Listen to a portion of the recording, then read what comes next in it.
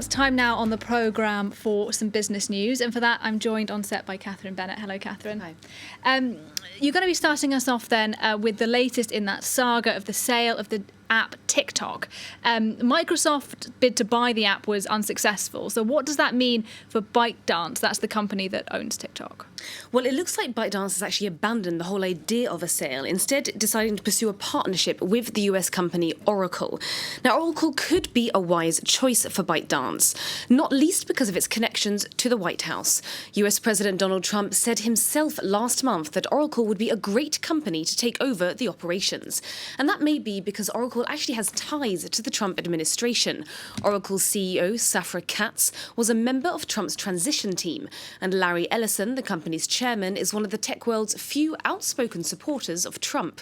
The hope is that partnering with Oracle would avoid a ban in the US and also get the seal of approval from the Chinese government. But nothing is certain. Catherine Bennett has the story. After weeks of negotiations and 11th-hour rejection, Microsoft now out of the running to acquire TikTok's U.S. operations, a decision the tech giant regrets. ByteDance let us know today they would not be selling TikTok's U.S. operations to Microsoft. We are confident our proposal would have been good for TikTok's users while protecting national security interests. National security, that's the reason for the sale, as U.S. President Donald Trump believes the TikTok app is being used to spy on American users by the Chinese government.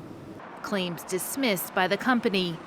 Last month, Trump signed an executive order requiring parent company ByteDance to sell its U.S. operations within 90 days or face being shut down.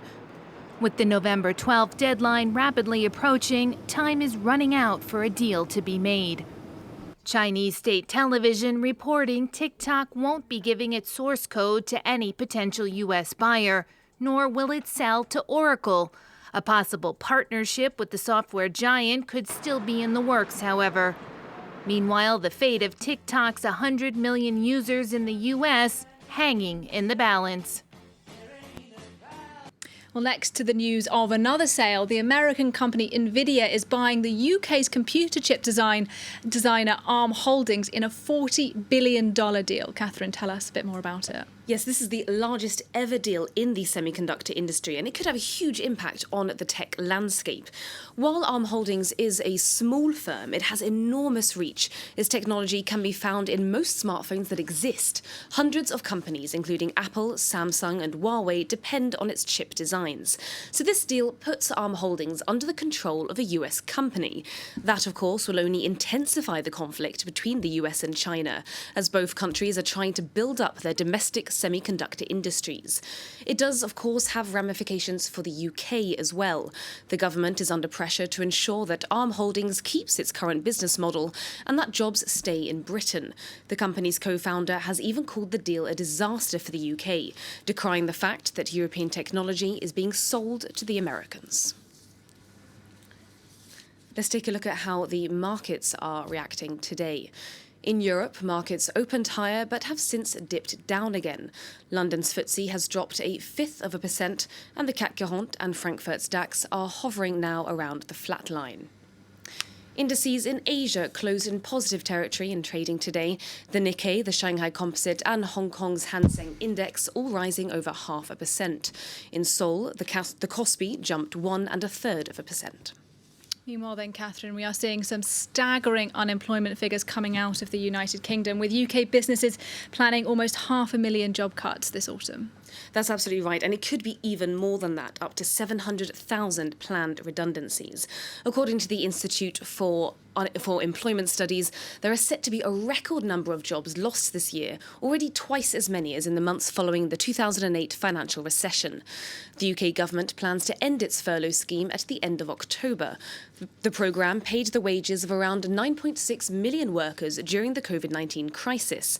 However, MPs and businesses are urging the government to extend it, even if only for select industries, in order to prevent long-term unemployment rising even further. And as coronavirus cases continue to rise across the globe, air travel remains in a near standby mode. Many European airports are feeling the pinch. Here in France, Paris's Charles de Gaulle Airport has seen a 15% decline in passengers compared to last year. And many companies that rely on the airlines are worried about their future. Here's our report. Sautéed shrimps, chicken with vegetables. Servair is France's leader in airline catering. Located near Charles de Gaulle Airport, the company normally makes up to 120,000 in-flight meals a day. But since the pandemic struck, it's down to producing just 20,000 trays. Since March, many of its assembly lines have been shut down. Workers now putting together just 10,000 meal trays a day for Air France, since the airline has grounded many of its planes. Around 60% of the company's employees are on partial unemployment. Management is hoping to avoid layoffs by offering 500 employees the opportunity to accept a buyout. Pendant les 6 derniers mois, où on a dû faire face à une baisse de chiffre d'affaires de 95%, sachant qu'aujourd'hui, on est à 75-80% de baisse de chiffre d'affaires. Back at the airport, it's not all bad news. Even if there's been a 75% drop in passengers, the cargo business is holding up well. At this shipping and logistics company, they've seen a 35% drop in revenues, but none of the employees are on partial unemployment. For the president, that's good news. Le fret ne craint pas le virus. Il y a toujours des consommateurs, il y a toujours des gens qui importent, qui exportent. CDG supports around 90,000 jobs, but only 20% work in the cargo sector. For the other businesses that rely on the airport, they're counting the days till normal flights resume. All right, well, now let's have a look at an issue in the United Kingdom. Uber is back in court. This is for the second time. Catherine, what's the issue there? Well, Uber is again appealing a ruling from Transport for London, the local transport authority in the UK. TfL stripped Uber of its licence for the second time in 2019, saying that the company wasn't doing enough to stop fraud and keep its passengers safe.